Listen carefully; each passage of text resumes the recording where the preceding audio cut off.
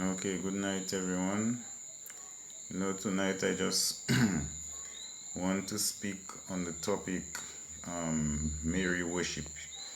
In a lot of the Catholic churches, especially, you will hear people saying, Mary, Mother of God, pray for us sinners. And that is the thing, a lot of people actually believe in that Mary can actually pray for them. And the Bible not once says that, the Bible says if we confess our sins before Him, to Jesus, and a lot of people, they want to confess to a priest or to Mary or to some saint or something like that. That shouldn't be.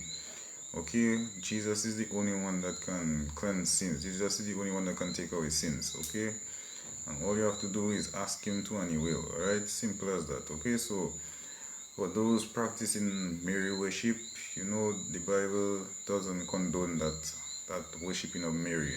Okay, not even angels the Bible condone worshiping. Okay, so we should always keep that in mind. Okay, a lot of people are in the Catholic religion and they pray to Mary, Mother of God, pray for sinners, and they go for confession before a priest. All these things these are a form of idolatry. Anytime you put anything above Jesus, it's a form of idolatry. Okay, so I just want to encourage you all, if anybody is practicing that you should seek God's face, seek Jesus, get to know Jesus. Okay, not Mary. Mary cannot save you from sin. Okay, Mary is probably in heaven right now worshiping God and worshiping Jesus with all the other sins. Okay, so you cannot put your trust in Mary. Okay, Mary is just a woman just like me and you, alright? Mary, yes, she was blessed. The blessed among all other women was that the opportunity for her to bring Jesus into this world. That's why she was blessed and highly favored, okay? Because it was such an honor and a privilege for her to bring the Savior into this world.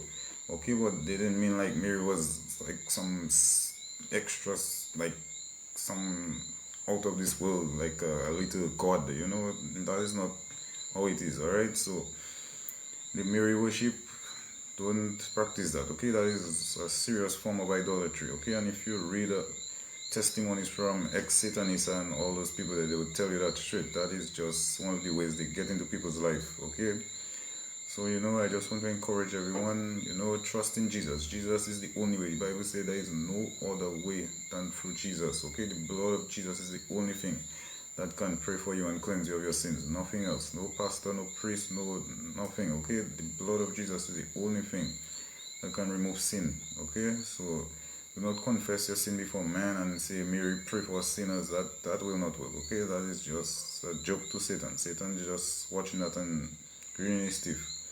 Alright, so I just want to encourage everyone, to just seek Jesus, get to know Jesus, get to have a relationship with Jesus. That's the only way you are going to escape.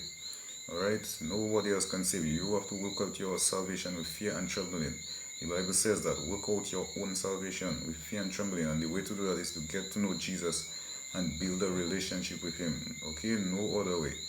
Alright, so I just want to encourage everyone, especially those that don't know the Lord, get to have a personal relationship. Do not just go to church and sit down and feel like this is it and you're okay.